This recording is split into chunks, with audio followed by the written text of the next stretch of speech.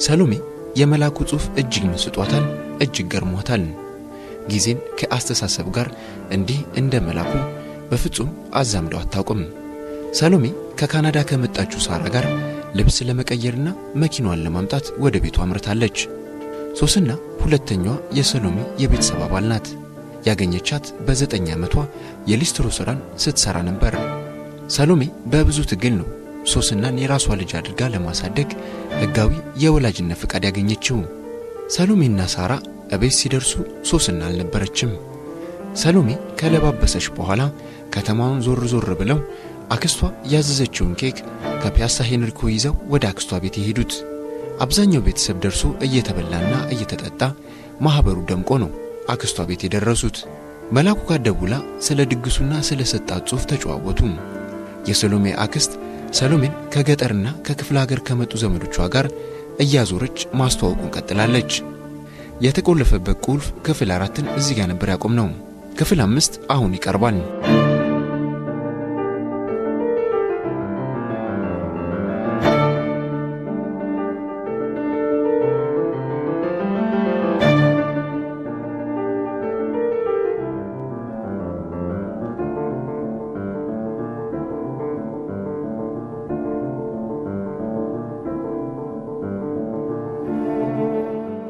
አንዳንዴ በልማድ ስምን መልአክ ያወጣዋል የሚባለው ልክ ይመስላል። እንደ ስማቸው ሕይወት ከወይዘሮ ሕይወት ጋር ደስታ ነው። አባቷ አቶ ኦላና ትሁት ሰው ናቸው ማለት ይቻላል። ያለ ሥራ መኖር የሚችሉ አይመስሉም። በትጋት ብቻ ሳይሆን በደስታም ነው የሚሰሩት። ለዚህ ሳይሆን አይቀርም የሰሩት ብቻ ሳይሆን የነኩት ሁሉ ነው የሚያምርላቸው። አቶ ኦላና አንደበተ ርቱ ብቻ ሳይሆኑ የራሳቸው የሆነ ግልጽና ጥልቅ የሕይወት ፍልስፍናም አላቸው።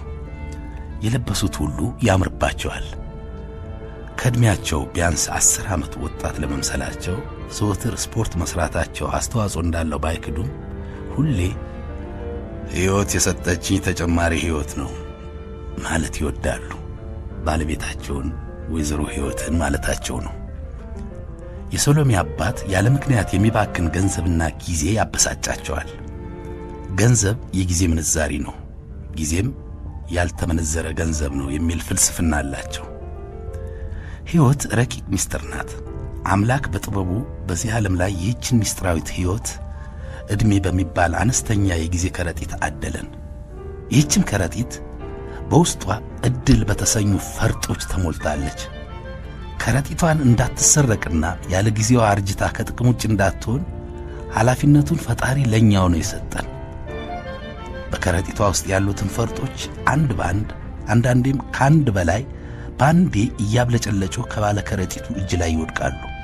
ከጊዜ ጋር የተቆራኙ ናቸውና በጊዜው ያልተጠቀምንባቸው የዕድል ፈርጦች ከጊዜ ጋር ላይመለሱ ትዝታቸውን አስታቅፈውን ይነጉዳሉ። ስኬት በትጋትና በሥራ የተለወጡ ዕድሎች እንጂ ሌላ ምንም አይደለም ይላሉ። ድህነትም የባከኑ ዕድሎችና ያልተጠቀምንበት ዕድሜ ውጤት ነው እንጂ የ40 ቀን ዕድል ነው ብለው አያምኑ። ቁርጥ እሱን አይደለች እንዴ ሲሉ፣ ሌሎች ደግሞ ኧረ እርሷ የማማ መገርቱ ኮፒ ናት ይላሉ። ሁለቱም ቢሆን ደስ ነው የሚላት። በዚህ መሃል አክስቷ ስልክ ይዛ ወደ ሰሎሜ እየመጣች ጤኒ ስልክ ከአሜሪካ ነው ሕያውዬ ነው ስትል ሰሎሜ ተሯሩጣ ወደ አክስቷ ሄደች። ሕያው ትልቁ ወንድሟ ሲሆን የእናቱ ልጅ ነው። ከአባቱ ጋር በጸጥታው ካልሆነ በቀር በምንም አይመሳሰል። ዝንባሌውም ወደ ሕክምና ሆኖ የእናቱን የልጅነት ምኞት እሱ ሆኖላቸዋል። አሁን የአእምሮ ቀዶ ሕክምና እያጠና ይገኛል እዚያው አሜሪካ። ነይ ወደ መኝታ ቤት እዚያ ይሻላል ብላ ተያይዘው ወደ መኝታ ቤት ሲሄዱ አክስቷ ፊት ላይ ድንጋጤና ሐዘን ያየች ስለመሰላት ፈራ ተባ እያለች ሰሞኑን ሲሰማት የቆየው ረብሻና ድብልቅ ስሜት በአንድ ያገረሸባት። ምንድነው? ደህና አይደለም እንዴ? እስኪ ስጪኝ ስልኩን። ምንድነው? አለች እየተርበተበተች። ጤኒ ተረጋጊ፣ ምንም አይደለም። እስኪ አውሪው። ሕያውዬ እሷን አውራትና አወራሃለሁ ብላ ስልኩን ለሰሎሜ አቀብላት አጠገቧ ተቀመጠች። ሆዴ ምንድነው? ሁሉ ሰላም ነው? ባቢ ሰላም ነው? ማሚስ አንተ ደህና ነህ? ምንድነው? ብላ ሰላምታ እንኳን ሳታቀርብለት የጥያቄ ናዳ አንጋጋችበት። እንዴት ነሽ ጢኒ ፍቅር? ደህና ነው፣ ተረጋጊ እንጂ አለ ራሱን መረጋጋት እንዳልቻለ እያስታወቀበት። እንጃ የሆነ ነገር አላማረኝም። ሰሞኑን ሁሉ ሲቀፈኝ ነው የከረመው። በእናትህ አታስቀኝ። ምንድነው የሆነው? ንገረኝ። ልፈነዳ ነው ብላ በረጅሙ ስትተነፍስ፣ እሺ ተረጋጊ። ቤቢ ትንሽ ችግር አጋጥሞት ሆስፒታል ነው ያለው። ማሚና ባቢ ደህና ናቸው። ማታ ነው የገባው። እኔም እዛው ነው ያደርኩት። ምን? ቤቢ ምን ሆኖ ነው? አደጋ ነው? እንዴት? ላስቲክ አውርቼ የለም እንዴ? እሺ እንዴት ነው አሁን? ለቅሷን ለቀቀችው። ያው ጢኒ ተረጋጊ። አሁን የተኛው አይሲዩ ቢሆንም ስቴብል ይመስላል። ዝርዝሩን ላክስቴ ነግሬያታለሁ። ገና ምክንያቱ በግልጽ አልታወቀም።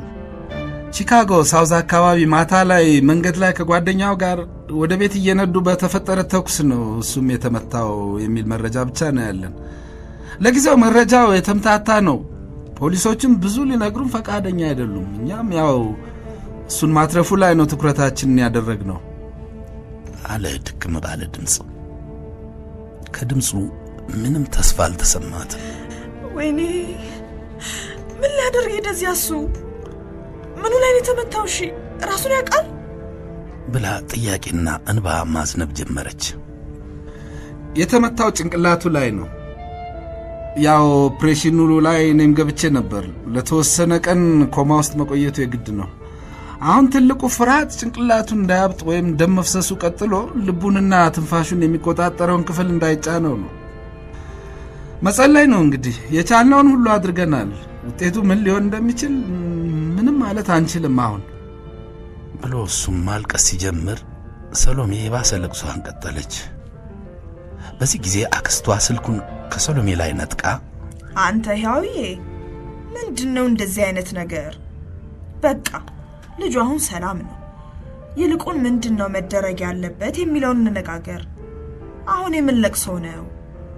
ቆይ ስፒከር ላይ ላርግና እናውራ አለች የራሷን ፍርሃትና ድንጋጤ ዋጥ አድርጋ። እሺ አክስቴ ይቅርታ አለ ራሱን ለመቆጣጠር እየሞከረ። ጋሼና ህይወቴ እንዴት ናቸው? አለች ትንሽ ወሬውን ጋብ ለማድረግ የሰሎሜን ራስ እያሻሸች። ደህና ናቸው፣ ያው ድንጋጤ ውስጥ ነው ያሉት አለ ያው በቀዘቀዘ ድምፅ። እኛ እዚህ እንጸልያለን። አሁን ሌላ ምን ማድረግ ነው ያለብን? አለች ከግራ መጋባቷ ውስጥ ወጥታ በትክክል ለማሰብ እየሞከረች። ለሁሉም ጢኒ ብትመጣ ይሻላል። ትኬት አሁን እዚህ ኦንላይን ሪዘርቭ አድርጌያለሁ ለዛሬ ማታ። ጢኒ መምጣት የማትችልበት ሁኔታ ከሌለ አሁኑኑ ገዝቼው ትኬቱን ኢሜል አድርግልሻለሁ። በእናንተ ሰዓት ዛሬ ማታ ብትመጪ ነው የሚሻለው። እና ማሚን እንዲተኙ አሳምኜ ነው አሁን እነሱን ቤት አድርሼ የመጣሁት። ከመቆየት ቶሎ መምጣትሽ የተሻለ ስለመሰለኝ ነው። አለ አይደለ? በቃ እንደዛ አይሻልም ብሎ በረዥሙ ተነፈሰ። ሰሎሜ ድርቅ እንዳለች ናት። እንባዋ ብቻ ነው የሚፈሰው። በምን አየር መንገድ ነው ትኬቱን ሪዘርቭ ያደረግከው?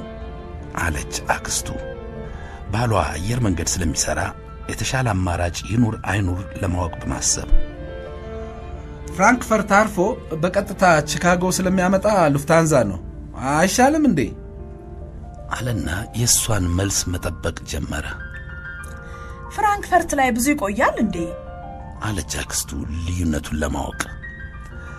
አይ 3 ሰዓት አካባቢ ብቻ ነው። አይ ጥሩ በቃ እሱ ይሻላል። ስንት ሰዓት ነው ከዚህ የሚነሳው ታዲያ? አለች በአንድ እጇ ሰሎሜን ወደ ደረቷ ጠጋ አድርጋ እያያዘቻት። ማታ በእናንተ 10:30 አካባቢ አለ አሁንም ድካሙን በሚገልጽ ድምፅ። ማታ 4:30 ማለት ነው። ጢኒዬ ምን ይመስልሻል? ቶሎ መሄዱ አይሻልም? እንግዲህ የሆነው ሆኗል። እሱ እንዳያለው በእግዚአብሔር እጅ ነው። ወይኔ እኔ ቆንጆ ቤቢዬ አለች ሶሎሜን አቅፋ። አክስቷም ሳታስበው እንባዋ እያመለጣት። ድንጋጤው ሁለቱንም የሚሉትንም የሚያደርጉትንም ነው ያሳጣቸው። አሁን ይሻላል፣ ዛሬው ነው፣ ምንም ጥያቄ የለውም። አይዞህ ወድዬ እመጣልሃለሁ፣ በርታ እሺ አለች ሶሎሜም አሁንም እንባዋ እየፈሰሰና ሐሳቧም በድንጋጤው ተደበላልቆ ላክስቷም ለሕያውም እንደምታወራ ሁሉ። ጥሩ ጢኒ፣ ረጋ በይ ደግሞ አክስቴ አትለያት አደራ እስክትሳፈር። ጋሽ ዳርጌ አለ አይደል? አብራቸዋት ሁኑ። አይኖ አብራቸዋት እንደምትሆኑ ያው ስለተጨነኩ ነው ሲል፣ አይዞህ ሕያውዬ በርቱ እናንተ እዚህ ላለው አታስቡ፣ ደግሞ እንደውላለን፣ ቆየት ብለን እሺ አለች አክስቱ ድምጿን እንደምንም አረጋግታ። እሺ አክስትዬ ባይ፣ ላሁን ባይ ጢኒ፣ አሁን መሄድ አለብኝ አለ አሁንም በተረበሸና በደከመ ድምፅ። ሌሊቱን ሙሉ ምንም እንቅልፍ የመጣው እንደሆነ ባይ፣ ላሁን ከገባ ሳምልኝ ቤቢዬ፣ ንገረው እየመጣው እንደሆነ ይሰማል፣ ንገረው እሺ አለች ሶሎሜ የቦታ ርቀት የፈጠረውን ገደል ለመሙላት ይመስል። እሺ ጢኒት ነግረዋለሁ፣ አንቺ በርቺ እሺ ቻው አለና ብዙም ሳይጠብቃቸው ስልኩን ዘጋው። ስልኩ ከተዘጋ በኋላ ለጥቂት ጊዜ ተቃቅፈው ሲላቀሱ ከቆዩ በኋላ ምን ማድረግ እንዳለባቸው መመካከር ጀመሩ። ላክስቷ ባል ለአቶ ዳርጌ ብቻ ነግረው ዝግጅቱን ለመቀጠል ወሰኑ። ከዛም አክስቷ ቀስ ብላ ለማማ መገርቱ ልትነግራቸው ወሰኑ። አቶ ዳርጌን ጠርተው ነገሩን ከነገሩት በኋላ ሰሎሜን ይዘው ዕቃ ልናመጣ ነው ብለው ወደ እርሷ ቤት ሄዱ። አክስቷም በዘዴ ቀስ ብላ ነገሩን ለማማ መገርቱ ነግራቸው አብረው ተላቀሱና ያው ሌላ ሰው እንዳያውቅ ስለተፈለገ የሆዳቸውን በሆዳቸው ይዘው ዝም አሉ። ማማ መገርቱ ካልደወልን ብለው ስላስቸገሯት ሕያው ጋር ደውላ ራሳቸው አዋርተውት ምንም የተለወጠ ነገር ባይኖርም ትንሽ እፎይ አሉ። የዛሬ 2 ዓመት አሜሪካ ለጉብኝት የሄዱ ጊዜ ሶለን ትምህርት ጨርሶ ሥራ ያልጀመረ ስለነበረ ጧትና ማታ አብረው ነበሩ። ሳቅ ስለሚወድ ያላሳያቸው ቦታ ያላስሞከራቸው ነገር የለም። እንደውም በቃ እንደገና ሕፃን የሆኑ ነበር የመሰላቸው። ፈረንጅና ጥቁር ጓደኞቹ ጋር ወስዷቸዋል። ጓደኞቹ ሁሉ በጣም ነበር የወደዷቸው። በጀልባ በባቡር እንዲሁም በመኪና ከአገር አገር እያዞረ አስጎብኝቷቸው ነበር። ቦውሊንግ መጫወት አስተምሯቸዋል። እንዲሁም ሰማይ ደርሰው እየተንደረደሩ የሚያፈርጡ እየወዘወዙና እያጦዙ የሚያሾሩ መዝናኛ ቦታዎችም እየወሰዳቸው ሲሳሳቁ ውለው ይመጣሉ። ወደ ኢትዮጵያ ሲመጡ ለረጅም ጊዜ በጣም ነበር የከፋቸው። እኔ ሳገባ እዚሁ መተሽ ከኔ ጋር ነው የምትኖሪው፣ ኢትዮጵያ ምናምን የለም፣ እነ ጢኖም እዚህ መምጣት ይችላሉ እያለ ያስቃቸው ነበር። ከመጡ በኋላም በሳምንት 1 ጊዜ የፈለገ ቢመጣ ሳይደውልላቸው አይቀርም። የሚጠቀሙበት ሞባይልም እርሱ የገዛላቸው ነው። የእርሱ ፎቶ ነው ላዩ ላይ ያለው። ሰው ለምን እርሱን ተኩሶ ለመግደል እንደሚፈልግ ሊገባቸው አልቻለም። ስልካቸው ላይ ያለውን የሶለንን ፎቶ እያዩ ፈዘው ቀሩ።